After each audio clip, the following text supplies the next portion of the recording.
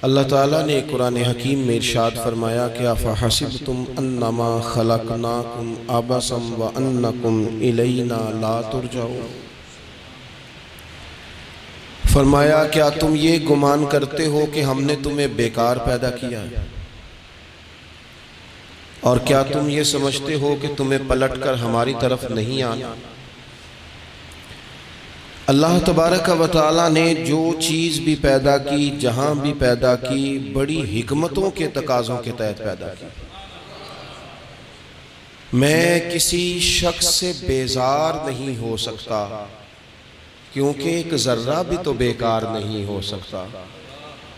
اللہ نے ہر چیز کو کمال حسن کے ساتھ دنیا میں پیدا کیا، اور انسان تو اشرف المخلوقات، یہ تو اللہ تعالیٰ کی تخلیق کا شاہکار ہے۔ اللہ تعالیٰ نے اسے بڑی رہنمائیوں کے ساتھ، بڑی حکمتوں کے ساتھ، بڑے کرم کے ساتھ پیدا فرمایا۔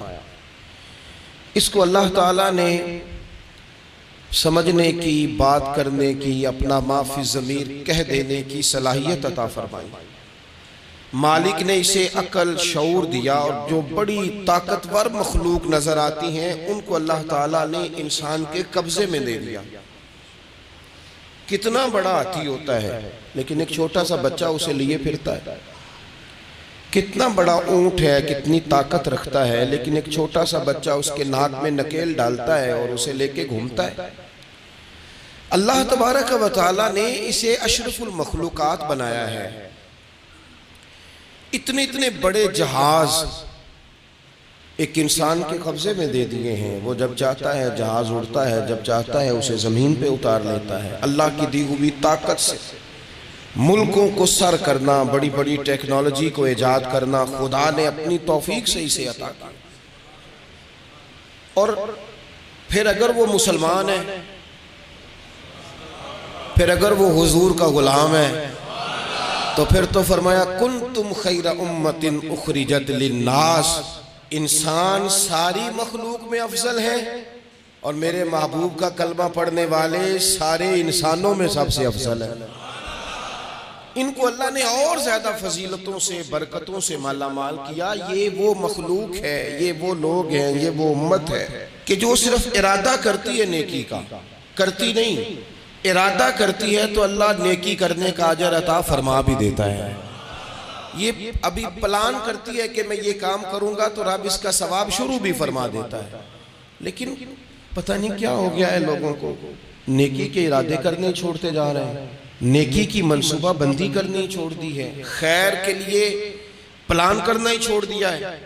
بہت سارا وقت بیکار گزرتا ہے، بہت سارا وقت چوراہے پہ گزر گیا، بہت سارا وقت گپوں میں گزر گیا۔ عمرے دراز مانگ کے لائے تھے 4 دن، 2 آرزو میں کٹ گئے، 2 انتظار میں۔ ایک ڈھیر سارا طبقہ ہے جس سے پوچھتے ہیں کیا کر رہے ہو، وہ کہتے ہیں بس کچھ بھی نہیں، ٹائم پاس کر رہا ہوں۔ تو میں کہتا ہوں یار اتنا فالتو ٹائم کہاں سے آیا جسے پاس کرنا پڑا؟ میں بور ہو رہا ہوں، تو میں کہتا ہوں بور ہونے کے لیے وقت کہاں سے لیا آپ نے؟ آپ تو مسلمان ہیں، آپ کا تو وقت شریعت نے بڑا قیمتی کر دیا ہے۔ آپ تو 1 منٹ میں 3 بار سورہ اخلاص پڑھ سکتے ہیں۔ آپ کو تو ذرا سا وقت ملے تو آپ جا کے 2 رکعت نماز کی نیت باندھ سکتے ہیں۔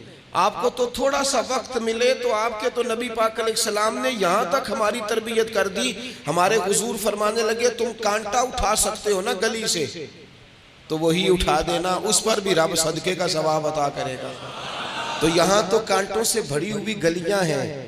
میرے نبی پاک نے تو فرمایا تھا کسی مومن کو بس خوش کر دینا، وہ چاہے لمحے کے لیے ہی ہو، اس کے دل میں راحت ڈال دینا، اسے تسلی دے دینا، روتے ہوئے آنکھیں آنسو پونچھ دینا، اس کو کہہ دینا میں تیرے ساتھ ہوں۔ فرمایا مومن کے دل میں تم نے خوشی داخل کر دی تو 60 سال نفل پڑھنے سے اللہ تمہیں زیادہ ثواب عطا کر دے گا۔ تو یہ فارغ بیٹھنے کا وقت کہاں سے آیا؟ یہ بور ہونے کا ٹائم کہاں سے آیا؟ ہم نے اپنے آپ کو بیکار کر لیا، اور رب نے نہیں بیکار پیدا کیا، ہم نے بیکار کر لیا۔ ہم نے اپنے آپ کو زنگ لگا لیا۔ ملت کا وہ جوان جس کو چاہیے تھا کہ وہ خاندان کے 20 50 60 لوگوں کو لے کر چلتا، کفالت کرتا، نمائندگی کرتا، آگے بڑھ کے کہتا میں ہوں نا، گھبرانا نہ، وہ نوجوان خود دکھ سناتا ہے رو رو کے، وہ مجبوریاں سناتا ہے، وہ کچی کچی باتیں کرتا ہے، وہ کہتا ہے مجھے کالا جادو ہو گیا ہے، وہ کہتا ہے فلانے کی نظر لگ گئی ہے، وہ کہتا ہے چچا نے آگے نہیں جانے دیا، وہ کہتا ہے میں ابا جی نے صحیح تقسیم نہیں کی تو میں پیچھے رہ گیا. اتنی کمزور بات کرے گا. اور وہ مسلمان اپنی صلاحیت کو پہچانے. حضرت سعدی شیرازی کے پاس ایک شخص نے بیٹھ کے اپنے دوستوں کی غلطیاں گنوانی شروع کر دی. ان میں یہ بھی غلطی ہے، یہ بھی غلطی ہے، یہ بھی غلطی ہے، یہ بھی غلطی ہے، یہ بھی غلطی ہے. تو حضرت سعدی ہنس پڑے، فرمانے لگے اور یاد رکھ تیرے سجن بڑے ہی برے ہیں، اور پانی بڑا بھی گندا ہو نا تو آگ بجھانے کے کام پھر بھی آ جایا کرتا ہے. کوئی تو خوبی ان میں تلاش کر لینا. پانی بڑا بھی گدلا ہو تو آگ تو بجھاتا ہے کہ نہیں بجھاتا. ہمارا یہ مزاج بن گیا ہے کہ ہم اپنی صلاحیتوں سے کام ہی نہیں لیتے. ہمیں پتہ ہی نہیں ہم کیا کر سکتے ہیں. میرے رسول پاک صلی اللہ علیہ وسلم کا کمال یہ ہے کہ حضور نہ انسان کی صلاحیتیں اجاگر کر دیتے، محبوب اجاگر کر دیتے، حضور اندر جذبہ پیدا کر دیتے. اس طرح کا وہ اقبال کہتے ہیں کہ تمہارا وقت کا امام وہ نہیں ہوتا جو تمہیں کہے حالات بڑے خراب ہیں، اس قوم کا کچھ بھی نہیں ہو سکتا، اس ملک کا کچھ بھی نہیں ہو سکتا، فلانا ادارہ بھی خراب ہو گیا، فلانا بندہ بھی کرپٹ ہو گیا، فلانا بھی دنیا دار ہو گیا، پیر بھی خراب ہو گئے، مولوی بھی خراب ہو گئے، سیاستدان بھی خراب ہو گئے، اور بیوروکریٹس بھی خراب ہو گئے، اور تاجر بھی خراب ہو گئے، اور فلانی برادری یہ ظلم کرتی، فلانا قبیلہ یہ ظلم کرتا ہے، فلانے شہر کے لوگ. اسی چکر میں صرف مایوسیاں پھیلانی ہیں، کبھی خیر کی بات ہی نہیں کرنی. لیکن اقبال کہتے ہیں کہ ہے وہ تیرے زمانے کا امام برحق جو تجھے حاضر و موجود سے بیزار کرے اور موت کی شکل میں دکھلا کے تجھے جلوہ یار زندگی تیرے لیے اور بھی دشوار کرے. وہ تیرے اندر رمق پیدا کرے. آج جو حاجی غار سور پہ جاتے ہیں تو یہ لوگ پانی کی بوتل ان کی بغل میں ہوتی ہے، رستے میں 3-4 جگہ بنی ہوئی ہیں، پانی پئیں، چائے پئیں، جوس پئیں، بندوبست ہے. آپ کے کھانے پینے کے لیے آپ چیزیں خرید سکتے ہیں. اوپر جائیں تو وہاں بھی سارا کچھ بیٹھنے کا بہترین اہتمام ہے. جب حضرت صدیق اکبر گئے تھے تو دن کو نہیں گئے تھے، رات کو گئے تھے. اور جناب اسماء بنت ابی بکر جب رات کو کھانا لے کے جاتی تھی تو وہاں تو دن کو آج بھی 1400 سال کے بعد بھی آبادی کوئی نہیں. اس وقت کیا منظر ہوگا. اور اب رستہ بن گیا تھا، اب تو رستہ بھی نہیں تھا. تو حضرت اسماء کہتی ہیں میں اکیلی روٹی پکاتی تھی، پھر اسے باندھتی تھی، پھر میں یہ نہیں کہ 2-4 میرے ساتھ ساتھی چلو تو پھر غار سور پہ چلتے ہیں، لوگ تو یوں جاتے ہیں نا. فرماتی میں دیکھتی تھی ادھر ادھر کہ کوئی ہے تو نہیں، دیکھ تو نہیں رہا. جب کوئی نہیں ہوتا تھا تو رات کو جاتی تھی اور غار پہ کھانا دے کے آتی تھی. اور حضرت صدیق اکبر نے حضور کو کندھوں پہ بٹھا کے کہا تھا حضور پتھر نکیلے ہیں، ان کی نوک تیز ہے، کہیں مقدس قدموں کو تکلیف نہ دیں، اگر مہربانی کریں تو میرے کندھوں پہ نہیں بیٹھ جاتے. حضور حضرت صدیق اکبر کے کندھوں پہ بیٹھ گئے. درویش کہنے لگے پباں پار قدم نہیں جے لاؤندا تے سور پہاڑ تے چڑھیا جاندہ، او پہ جاندہ جے یار نبی دا، اے اصلی دلدار نبی دا. او پہ جاندہ جے یار نبی دا، اے اصلی دلدار. اپنے اندر جذبہ پیدا کرے. ہم کچھ کر سکتے ہیں. غریب ساری زندگی دکھ ہی سنائے گا کہ میں غریب. اس نے محنت کب کرنی ہے، جد و جہد کب کرنی ہے، اس نے آگے کب پڑھنا ہے، وہ کب تک یہ کام کرے گا. اپنی زندگی کے اندر شعور پیدا کریں اور اپنی صلاحیت سے کوئی نفع لیں. آپ کیا کر سکتے ہیں زندگی میں؟ میں نے کہا کچھ نہیں کر سکتے. گلی سے روڑا تو اٹھا سکتے ہیں کہ نہیں؟ کچھ انقلاب اپنے مزاج میں پیدا کریں، کچھ تبدیلی پیدا کریں. اس کے لیے سب سے زیادہ ضروری یہ ہے کہ ہم اپنے اندر اخلاقی تبدیلی لانے میں کامیاب ہو جائیں. کائنات میں قوم وہ سمجھتی ہے جن کا اخلاق سنور جاتا ہے، اور جو لوگ اپنے اندر اخلاقی تبدیلی نہیں نہ لاتے. آپ دیکھیں نبی پاک علیہ السلام کا انقلاب کس طرح کا ہے. عرب کے لوگ سمجھتے تھے کہ معاف کرنا بزدلی ہے، صبر کرنا بزدلی ہے. وہ کہتے تھے یہ کیا بات ہوئی، ہمارا دشمن کیا سمجھے گا کہ بزدل ہے، انہوں نے معاف کر دیا. وہ کہتے تھے معاف کر دیں تو کمزور پڑ جائیں گے، سامنے والا کہے گا کہ ان کے پلے کچھ نہیں، معاف کر دیا. اور ہمارے زمانے میں آج معاف کمزور آدمی کرتا ہے، طاقتور آدمی معاف نہیں کرتا. وہ جس کے پاس طاقت نہیں ہوتی وہ کہتا ٹھیک ہے میں نے اللہ پہ چھوڑ دیا، حالانکہ اس نے بھی اچھا کیا. پر کمال تو یہ ہے کہ تیرے پاس ساری طاقت ہو پھر بھی تو فیصلہ اللہ پہ چھوڑے. اور حضرت موسیٰ کلیم اللہ علیہ السلام نے عرض کیا تھا مالک تیرے بندوں میں تیری نظر میں معزز کون ہے؟ تو رب کریم نے فرمایا میرے کلیم جس کے پاس بدلہ لینے کی طاقت ہو پھر بھی معاف کر دے وہ رب کی نظر میں بڑی عزت والا ہے۔ عرب کے لوگ سمجھتے تھے یہ بزدلی ہے کہ میں معاف کر دوں، لیکن حضور نے ان کو اخلاقی طور پہ بدل دیا، اور نبی پاک نے فرمایا معاف کرنا بزدلی نہیں، یہ تو اعلیٰ ظرفی ہے۔ تو پھر کس طرح بھلا معافی ان کو ہوئی؟ فتح مکہ کے دن حضور نے اس طرح نہیں معاف کیا کہ پہلے ہمارے ہاں بھی لوگ معاف کرتے ہیں تو ہم پتہ کس طرح معاف کرتے ہیں، پہلے ساری اس کی زیادتیاں گنواتے ہیں۔ پتہ ہے نا تو نے اس وقت کیا کہا تھا، یاد ہے نا تو بڑی ڈینگے مارتا تھا، یاد ہے نا تو بڑی بڑھ کے مارتا تھا۔ عرب کے لوگ سارے سامنے کھڑے ہیں، پتہ کون کون ہے؟ اکرمہ بن ابو جہل آخری دن تک لڑے، ابو سفیان آخری دن تک لڑے، سارے لوگ سامنے کھڑے، کچھ بھاگ گئے ہیں جان بچا رہے ہیں۔ حضور نے کیا فرمایا؟ فرمایا پتہ تمہارے ساتھ آج سلوک کیا کرنا ہے؟ یا رسول اللہ بتائیے۔ تو نبی پاک نے فرمایا وہی کرنا ہے جو جناب یوسف نے بھائیوں کے ساتھ کیا تھا، بات ہی کوئی نہیں کرنی، پچھلا قصہ چھیڑنا ہی نہیں، نہ کانٹے بچھانے کی بات کرنی ہے، نہ روڑے مارنے کی کرنی ہے، نہ بدر میں آنے کی کرنی ہے، نہ احد میں پتھر مار کے دانت شہید کرنے کی بات کرنی ہے، نہ خندق کی بات کرنی ہے، نہ خیبر کی کوئی بات۔ جاؤ نہ معاف کیا، بات ہی کوئی نہیں کرنی، معافی دے دی۔ ابو سفیان کہنے لگے حضور مجھے بھی معافی ہے۔ سونیا تیرے کرم پہ قربان جاؤں۔ میرے کریم فرمانے لگے تو قبیلے کا سردار ہے، مکہ شریف کے لوگ تجھے بڑا سمجھتے ہیں، دیکھ حضور معاف بھی کرتے ہیں اور عزت بھی دیتے ہیں۔ فرمایا جا میں نے تجھے معاف کیا، اور جو تیری حویلی میں آ کے پناہ لے لے گا میں اسے بھی معاف کر دوں گا، اسے بھی معافی مل جائے گی جو تیرے گھر آ جائے گا۔ اب تبدیلی آ گئی، وہ جو اندر کفر تھا وہ ٹوٹ گیا، انقلاب آ گیا۔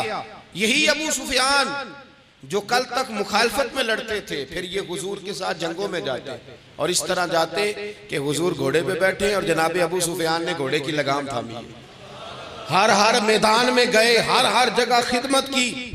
اکرمہ بن ابو جہل کا پتر ہے، کوئی کسر نہیں چھوڑی اس نے، حد کر دی، ہر جگہ لڑا، ہر مقام پہ۔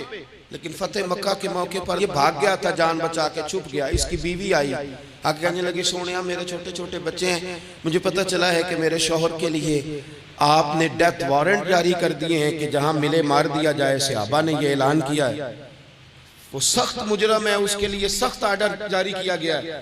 تو کریم کیا فرمانے لگے؟ حضور فرمانے لگے تو کیا چاہتی ہے؟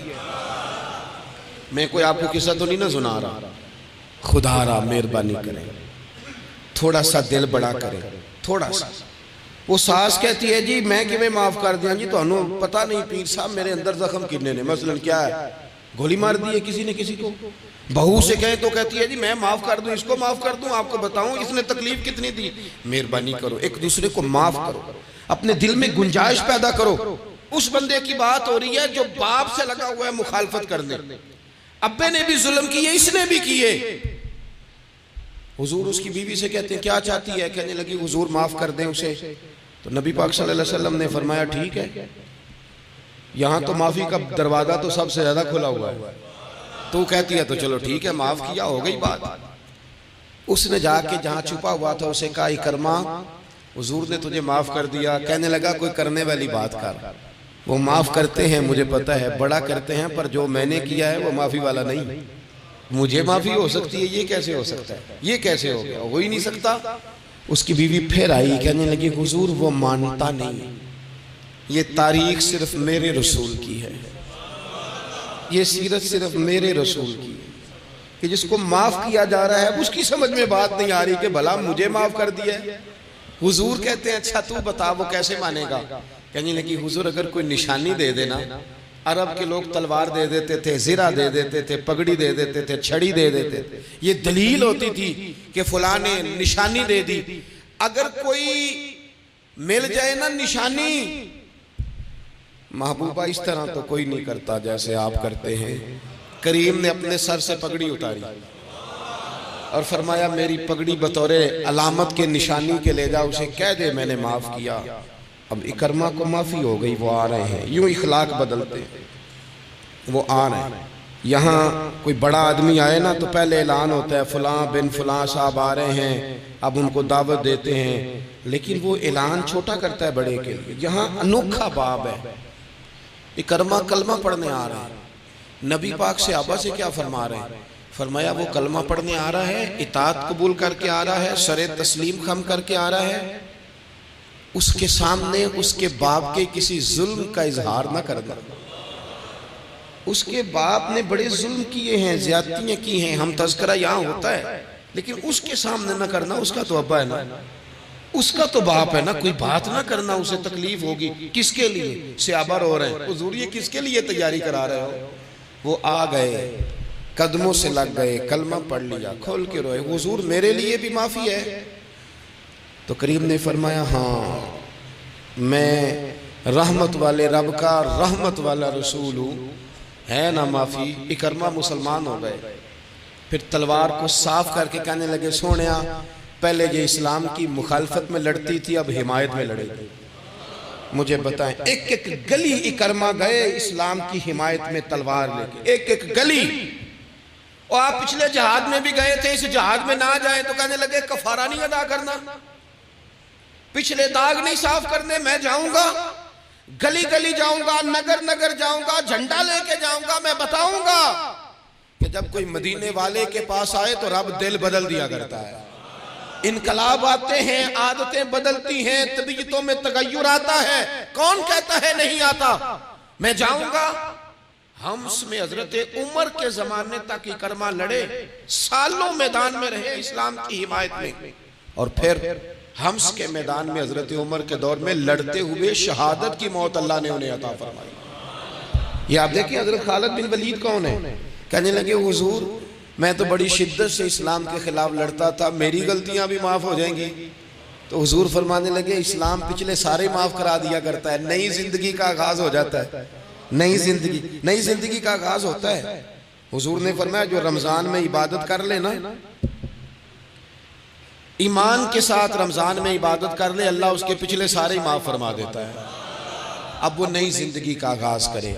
جس نے شب قدر پہ رو رو کے توبہ کی ہے وہ رمضان کے بعد کرپشن چھوڑ دے، جھوٹ چھوڑ دے، بددیانتی چھوڑ دے، دل دکھانا چھوڑ دے. جس نے رمضان میں روزے رکھے، تراویح پڑھی ہے، وہ نئی زندگی کا آغاز کرے. خدا کی رحمت سے گناہ معاف ہو گئے، اب وہ آگے بڑھے. نبی پاک علیہ السلام نے فرمایا جو اللہ کے گھر کا حج کار آیا وہ اس طرح ہے جس طرح آج ماں کے پیٹ سے پیدا ہوا ہے. اب نئی زندگی کا آغاز کرے، اب وہ اپنی عادات میں تبدیلی لائے، اب وہ بدل جائے. میں کس درد سے یہ بات آپ سے کروں کہ 50 لاکھ مسلمان ہر سال حج کرتا ہے. اگر 25 لاکھ کا کردار بھی ٹھیک ہو جائے تو سال کا 25 لاکھ با کردار مسلمان اگر دنیا کو دیا جائے تو بتائیے امت مسلمہ کا سر کتنا اونچا ہوگا. لیکن ہمارا حال وہی ہے کہ آج بھی کیتی جاندے ہو تے لہو بھی پیتی جاندے ہو، کھو کے مال یتیماں دا تے بھیج مسیتی جاندے ہو، پھٹ دلاں دے سیندے نہیں تے ٹوپیاں سیتی جاندے ہو، نفس تے چھری پھیر دے نہیں دمبے کیتی جاندے ہو، فرض پلائی بیٹھے ہو، نفلاں نیتی جاندے ہو، او دسو تے سی بلے شانو ایک ہی کیتی جاندے ہو. بات وہی ہے کہ کعبے گئے، مدینے گئے، کربلا گئے، جیسے گئے تھے گھوم پھر کے ویسے ہی آ گئے. کچھ تبدیلیاں اپنے مزاج میں لائیں، اپنی عادات میں لائیں. حضرت خالد بن ولید نے کہا حضور سارے گناہ معاف ہو گئے. فرمائے ہو گئے. حضرت خالد بن ولید نے پھر اپنی تلوار تھامی اور جناب خالد بن ولید پھر اس طرح میدانوں میں نکلے کہ نبی پاک نے فرمایا اب یہ خالد نہیں، یہ تو سیف اللہ ہے، یہ تو اللہ کی تلوار بن گیا ہے. اس جذبے سے، شوق سے اپنے مزاج کو تبدیل کر کے اس طرح میدان میں آئے. فرمایا اب یہ اللہ کی تلوار ہے. پورا وجود زخمی کرایا اور ساری زندگی اسلام کی حمایت میں تلوار چلائی. ہم بدل سکتے ہیں، تبدیلی آ سکتی ہے، ہمیں بدل جانا چاہیے. بہلول دانا سے کہا تھا ہارون رشید نے کہ مجھے کوئی نصیحت کر دے، میں بادشاہ ہوں. سخت دل ہو جاتا ہے کئی دفعہ. تو حضرت بہلول دانا کہنے لگے میں کیا نصیحت کروں، آپ کا باپ کہاں ہے؟ کہنے لگے قبرستان میں. کہا ایک بڑا بھائی بھی تھا، بڑا پیار کرتا ہے، سنا آپ سے، کہاں ہے؟ کہا قبرستان میں. تو کہا وہ ایک چچا زاد بھی آپ کے ساتھ میں نے دیکھا ہے. کہا وہ بھی قبرستان میں. یاد کرانا شروع کیا حضرت بہلول نے، فرمایا وہ ننہال والے، ددہال والے، وہ ماموں، وہ چاچو کا سب قبروں میں آخری جملہ کہا، فرمایا تیرا ایک پتر بھی تھا، چڑھتی جوانی تھی، قد اونچا تھا، رنگ گورا تھا۔ ہارون رشید رو پڑے، کہنے لگے حضور وہ بھی قبرستان میں؟ تو فرمایا جس نے اتنے جنازے پڑے ہوں اسے میں نصیحت کروں، تیرا کیا خیال ہے، تو نے نہیں جانا؟ یارو ہم نے اپنے کئی کلاس فیلوں کے جنازے پڑھے ہیں، بڑا پیار تھا میرا اپنی دادی کے ساتھ، تو 97 میں وہ انتقال کر گئی، دادا ابو چلے گئے، اماں جی چلی گئیں، ابا جی چلے گئے، نانا چلے گئے، پھپھا چلے گئے، دوست چلے گئے۔ یہاں پچھلے سال کئی سنگی تھے، اس سال نظر نہیں آتا، رخصت ہو گئے۔ او سنگیو، یہ تو ساری تیاری ہے، ہم نے بدلنا کب ہے؟ اب تو ہمارا بڑھاپا آنے کو ہے، اب تو بال سفید ہونے کو۔ تبدیلی کس وقت؟ اللہ تعالیٰ نے قرآن مجید فرقان حمید کے اندر فرمایا اللہ ولی الذین آمنوا یخرجہم من الظلمات الی النور۔ اللہ مومنوں کا ولی ہے، وہ انہیں اندھیروں سے نور کی طرف نکالتا ہے، وہ رستہ دکھاتا ہے۔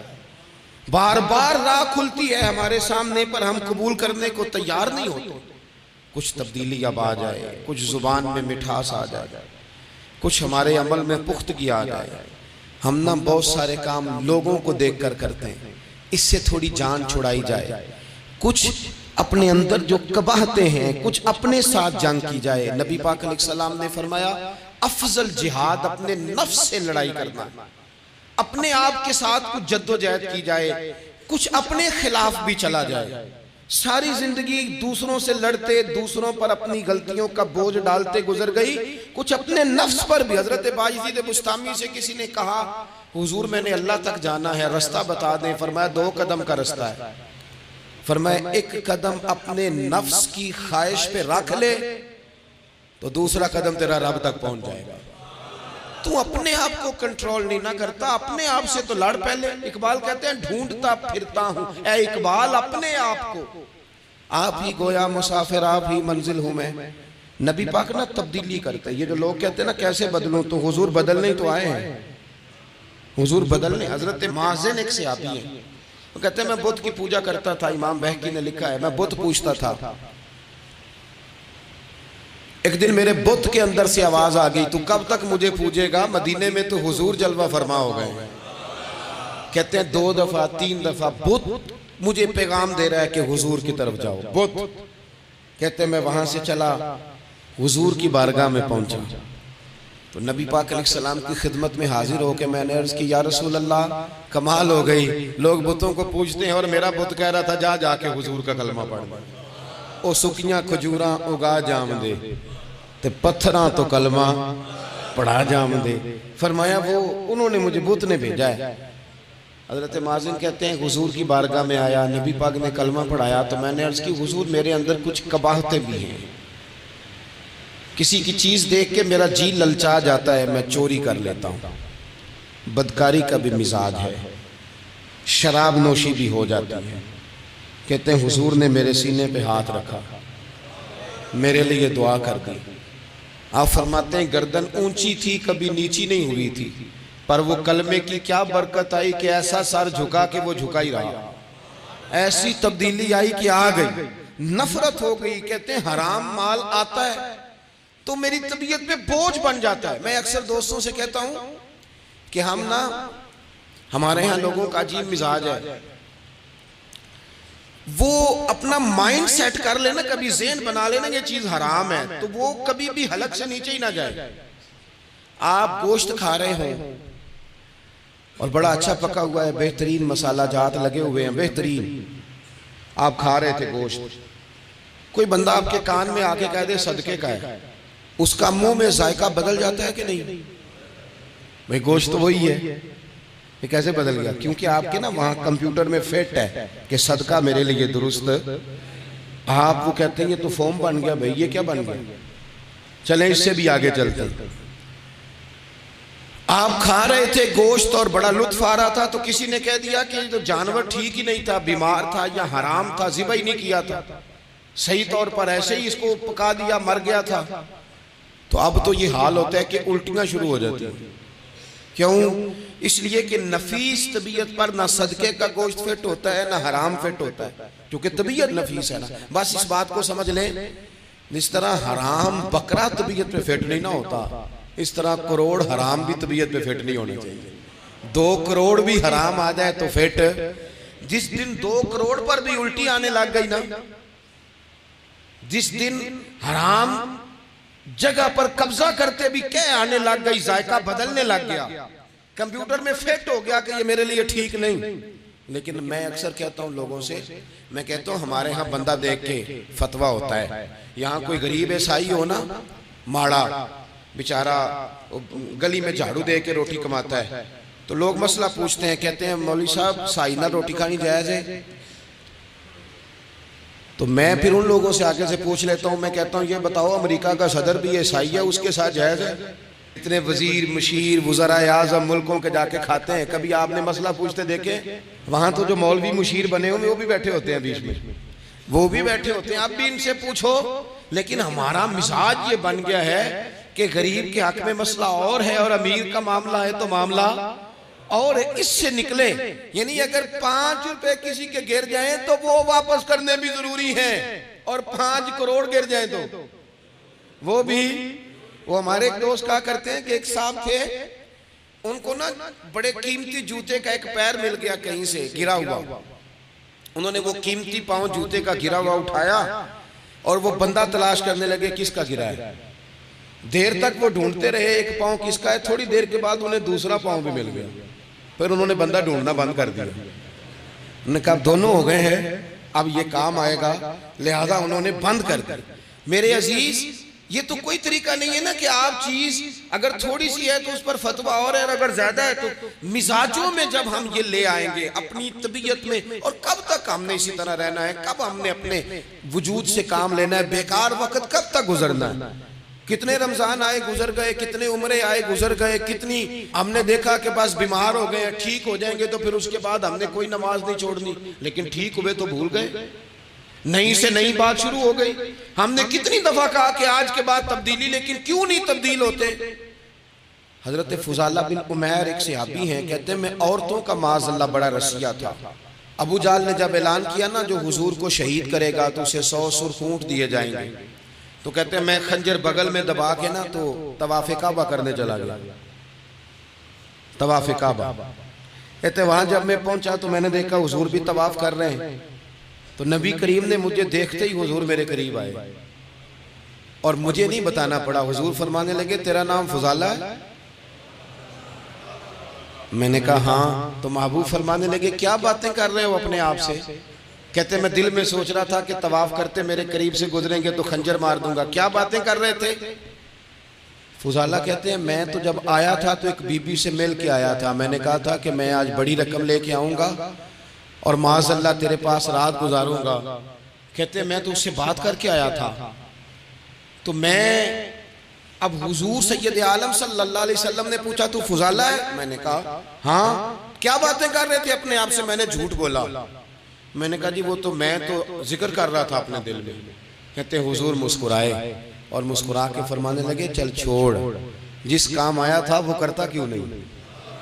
میں جو تیرے سامنے کھڑا ہوں تو کرنا، خیال آیا مسلمان نیک و بد پہچان جاتے ہیں اور آقا آدمی کے دل کی باتیں جان جاتے ہیں، کرنا وہ کام۔ تو فضالہ کہتے ہیں کہ میں کانپ گیا، میرے ہاتھ سے وہ خنجر گر گیا، حضور نے میرے سینے پہ ہاتھ پھیرا، اس طرح پھیرا کہ زندگی میں اتنا سکون کبھی نہیں ملا، اتنی ٹھنڈک کبھی نہیں ملی، اتنا قرار کبھی نہیں آیا، اس قدر زیادہ آزمائش کبھی نہیں آئی۔ میں قرار محسوس کرنے لگا۔ کہتے ہیں حضور فرمانے لگے کیا وہ وقت نہیں آیا کہ تو کلمہ پڑھ جائے؟ کہتے ہیں میں نے فوراً کہا حضور آ گیا ہے وقت، پڑھائیں مجھے کلمہ۔ کہتے ہیں نبی پاک نے کلمہ پڑھا دیا، میں مسلمان ہوا، میں واپس لوٹا تو وہی عورت بن سور کر تیار ہو کر گلی میں کھڑی تھی۔ عادتیں بدل جاتی ہیں، شرط یہ ہے کہ ہم تھوڑی سی کوشش کریں، شرط یہ ہے کہ ہم اپنے آپ کو اللہ رسول کی بارگاہ میں پیش کریں۔ اور میرے دوستوں، میرے بزرگوں، ہمیں سب سے زیادہ تکلیف میں ہماری اپنی عادات نے ڈالا ہے، ہماری اپنی خواہشات نفس نے ہمیں زیادہ آزمائشوں میں ڈالا۔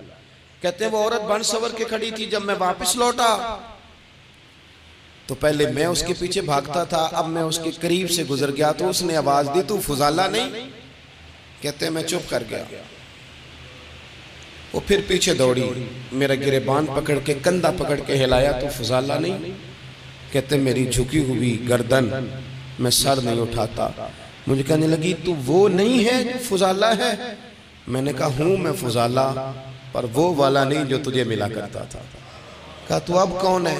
کہنے لگے میرا ٹائٹل بدل گیا ہے، میرا تعارف بدل گیا ہے، اب میں رسول کائنات کا غلام ہو گیا ہوں۔ لوگ مجھے مسلمان کہتے ہیں، اب میری نگاہوں میں جچتا نہیں کوئی، جیسے میرے محبوب ہیں ایسا نہیں کوئی۔ کہتے ہیں بدل گئی عادت، میں وہی ہوں پر میرا لہجہ میرا مزاج ہی بدل گیا۔ حضرت جریر ابن عبداللہ کہتے ہیں میں کاروبار کرتا تھا اور مجھے بڑا سلیقہ آتا تھا کاروبار، میں سستی ترین چیز خریدنے کا ملکہ رکھتا تھا، لیکن فرماتے ہیں کہ جب میں حضور کا کلمہ پڑھنے گیا تو نبی پاک نے مجھے فرمایا میرا دین کسی کا بھلا کرنے کا نام ہے، الدین النصیحہ، خیر خی کرنا۔ فرماتے ہیں پھر میں نے نصیحت کو پلے باندھا، ایک آدمی سے گھوڑا خریدا 300 دینار کا، گھوڑے کو پکڑ کے میں نے جب تھوڑا آگے چلایا تو وہ تو بڑا نرم مزاج تھا، سی پنجابی چاکھی دا ساؤ ہے بڑا، تو میں نے کہا یہ تو گھر میں بھی رکھا جا سکتا ہے، یہ تو 400 کا ہے۔ پھر میں نے اس پر سواری کی تو وہ سواری کے لیے بڑا اچھا تھا، میں نے کہا یار تیرا جانور 600 کا ہے۔ کرتے کرتے جب میں نے اسے 1000 دینار تھمایا، 400 میں سودا ہو گیا تھا، اس نے دے دیا تھا گھوڑا یا اونٹ۔ کہتے ہیں وہ شخص میری طرف دیکھ کے حیران ہو کے کہنے لگا جریر تو پہلے بھی آتا ہے، یہ تجھے کیا ہوا؟ تو حضرت جریر کہتے ہیں میں نے اسے کہا پہلے جریر آتا تھا، اب وہ والا جریر ہے جس نے مدینے والے کا کلمہ پڑھا ہے۔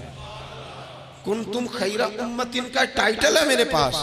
کیا اسلام صرف نعرے لگانے کا نام ہے؟ کیا اسلام صرف دوسروں کو یہ کہنے کا نام ہے کہ تو نے مجھے کس طرح کہہ دیا کہ میں عاشق رسول نہیں؟ تو زیادہ ہے، تیرے پر زیادہ دین ہے، صرف ڈٹ جانا اور زیادہ باتیں کرنے کا نام دین ہے؟ اپنے اندر ایک ایک کر کے غلطیوں کو چھوڑیں، آج کچھ عہد کریں کہ ہم نے فلاں فلاں گناہ سے جان چھڑانی، اپنے اندر کچھ تبدیلیاں لائیں، اور کسی کو بتانے کی ضرورت نہیں، ہمارا اور ہمارے رب کا معاملہ ہے۔ اکیلے میں بیٹھ کے اللہ کے حضور عہد کریں، اکیلے میں بیٹھ کے۔ آج میں نے آپ سے خدمت میں ایک اپیل کرنی ہے، وہ یہ ہے کہ ہم نے نہ آج عہد کرنا ہے کہ ہم نے جھوٹ نہیں بولنا۔ ایک دفعہ ہم نے بچے سے کہا تھا، مجبور تھے، شاید بڑے مجبور ہوں گے ہم، کسی صاحب نے نا بڑی مجبوری میں ایک دن اپنے بچے سے کہہ دیا، وہ باہر آیا تھا بندہ پیسے لینے، اس کا قرض دینا تھا، تنگ دستی تھی، مجبوری تھی، تو اس نے کہا بیٹا ادھر آ، اسے جا کے کہا ابو گھر نہیں۔ آپ نے ایک دفعہ کہا، پھر آپ ساری زندگی روئیں گے کہ پتر میرے ساتھ تو سچ بولا کرنا، لیکن وہ نہیں بولے گا۔ یہ جھوٹ اتنی بڑی مصیبت ہے۔ عورت اپنے شوہر سے کہتی ہے پیسے تھوڑے دے دیا کر، جوڑے ایک میں گزارا کر لوں گی، میرے ساتھ سچ تو بولنا، وہ سچ تو بول۔ تو اگر لاہور جاتا ہے تو مجھے لاہور کا ہی بتا کے جا، میرا رشتہ پیسوں سے نہیں اعتماد سے جڑا ہے۔ ماں کہتی ہے ماں بیٹے سے، پتر سچی بات تھوڑی کر لیا کر، سچی کیا کر، سچ ختم ہو گیا۔ اب لوگوں نے جھوٹ کا نام بدل دیا ہے، کہتے ہیں میں نے بہانہ کر دیا تھا، او بھئی آپ نے جھوٹ بولا تھا، صاف صاف کہیں، نام بدل دیا۔ جھوٹ کھا گیا میرے ملک کو، جھوٹ کھا گیا اس ملت کو، جھوٹ نے اس امت کو قریب سے آ کے تھام لیا۔ ہم بڑی آزمائش میں ہیں، ہم مطلب ہر شخصی الا ماشاءاللہ، ہر شخصی، آپ کسی شخص سے کوئی معاہدہ کرتے ہیں، کوئی چیز بنانے کی بات کرتے ہیں، خریدنے کی بات کرتے ہیں، وہ جو کہتا ہے اس پر پورا کیوں نہیں اترتا؟ وہ غلط بات کیوں کرتا ہے؟ میرے نبی پاک علیہ السلام سے پوچھا گیا مومن بزدل ہوتا ہے؟ حضور نے فرمایا ہو جاتا ہے، کبھی یہ غلطی آ جاتی ہے۔ حضور مومن کنجوس ہوتا ہے؟ فرمایا کبھی ہو جاتا ہے۔ یا رسول اللہ مومن جھوٹا بھی ہوتا ہے؟ تو میرے رسول فرمانے لگے نہیں، میرا کلمہ پڑھنے والا ساری غلطیاں کر سکتا ہے، میرا مومن جھوٹ نہیں بولا کرتا۔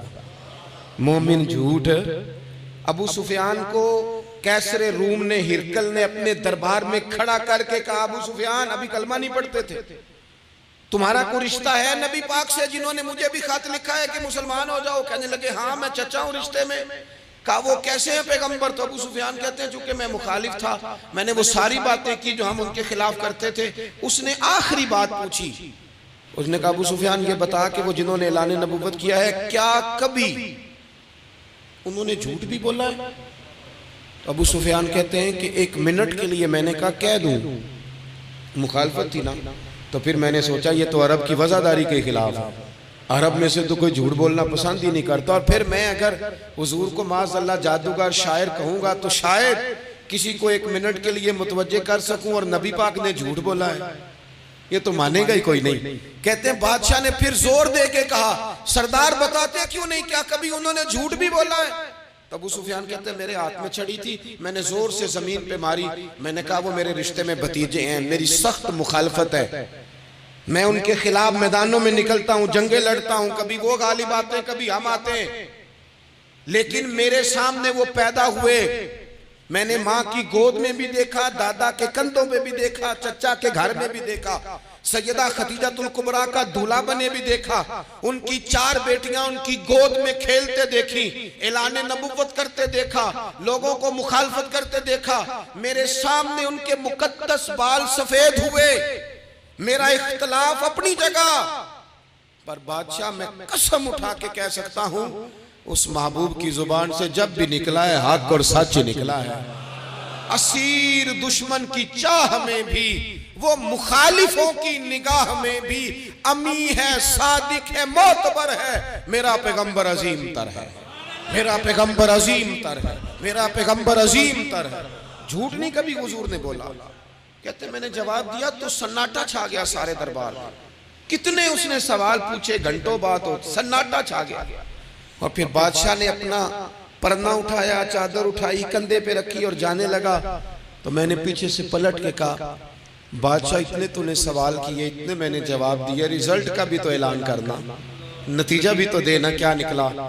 تو کہتے ہیں وہ جا رہا تھا، وہیں کھڑے کھڑے اس نے چہرہ میری طرف پھیرا اور کہنے لگا سردار نتیجہ تو نکل آیا ہے، ریزلٹ تو نکل آیا، جس بندے نے کبھی بندوں سے جھوٹ نہیں بولا وہ یہ جھوٹ کیوں بولے گا کہ میں اللہ کا رسول بن کے آیا ہوں؟ نتیجہ تو نکل آیا، بات تو کلیئر ہو گئی، اب آگے کیا جانا ہے؟ ایک سردار تھے کسی قبیلے کے، وہ حضور کی بارگاہ میں کلمہ پڑھنے آئی، امام راضی نے لکھا ہے، کہتے میرے اندر 4 غلطیاں تھیں، میں شراب بھی پیتا تھا، چوری بھی کرتا تھا، بدکاری بھی کرتا تھا معاذ اللہ، اور جھوٹ بھی بولتا تھا۔ حضور کی بارگاہ میں آیا، عرض کی یا رسول اللہ بچپن سے لے کر یہ بیماریاں لگ گئیں، بڑی کوشش کی، ابا نے بڑا مارا، لوگوں نے بڑا کہا، چھوٹی نہیں، اور میں چھوڑ سکتا بھی نہیں۔ ان کا خیال تھا نا جس طرح ہمارا خیال ہوتا ہے فلانی چیز نہیں چھوڑ سکتے، میں چھوڑ سکتا بھی نہیں، حضور ایک چھوڑ سکتا ہوں، ایک چھوڑوا لیں آپ، اور کلمہ پڑھا دیں۔ حضور نے فرمایا بالکل ٹھیک ہے تو ایک چھوڑ دے۔ یا رسول اللہ کون سی؟ فرمایا جھوٹ نہیں بولنا۔ جھوٹ، وہ شراب بھی پیتے ہیں، وہ کہتے ہیں میں بدکاری بھی کرتا ہوں، چور بھی۔ حضور نے کیا فرمایا؟ جھوٹ۔ کیا ان سارے کاموں سے زیادہ سخت تھا؟ حضور نے اس سے منع کیا، جھوٹ نہیں بولنا بھائی۔ کہتے ہیں سونے وعدہ ہو گیا۔ سیدھے سادھے آدمی تھے، دیہاتی سردار تھے، گھر چلے گئے۔ کہتے ہیں جب وہ شراب کے قریب جانے لگا تو دل میں خیال آیا کہ حضور کے پاس شراب پی کے جاؤں گا، اگر کسی نے پوچھا کہ پی ہے تو جھوٹ تو بولنا نہیں، سچ بولوں گا تو حال کیا ہوگا بھلا، وہاں کیفیت کیا ہوگی کہ میں شراب پی کے یہاں آتا ہوں حضور کی بارگاہ میں، مجھ پہ تو حد لگے گی۔ کہتے ہیں لہذا شراب بھی چھوڑ دی، اٹھا کے ماری دیوار کے ساتھ۔ کہتے ہیں میں چوری کی طرف ہاتھ بڑھانے لگا تو میں نے کہا صبح اگر کسی نے پوچھا کہ میری چوری کس نے کی ہے، جھوٹ بولنا نہیں، اور اگر سچ بولا تو سوسائٹی میں عزت کیا رہے گی؟ دفع کرو، جو اللہ نے روکھا سوکھا دیا وہی ٹھیک ہے۔ کہتے ہیں گلی سے گزر رہا تھا، اس عورت نے پھر آواز دی، اس کی طرف جانے لگا اور قریب گیا تو وہ پوچھتی ہے سنا ہے تو نے کلمہ پڑھ لیا ہے؟ کہتے ہیں تڑپ گیا، درد سے آنسو چھلکے، اگر میں اس سے جھوٹ بولوں تو حضور نے منع کیا ہے، اور سچ بولوں تو یہ کیا سوچے گی؟ کلمہ پڑھ کے مسلمان ہو کے حضور کا غلام ہو کے یہ انداز ہے۔ کہتے وہاں سے بھی آ گیا، آ کے نہ پیچھے ہو کے بیٹھ گیا، پیچھے حضور تقریر کر رہے تھے، پیچھے ہو کے بیٹھ گیا، غور سے حضور کا چہرہ دیکھ رہا ہوں، غور سے دیکھتا جا رہا ہوں،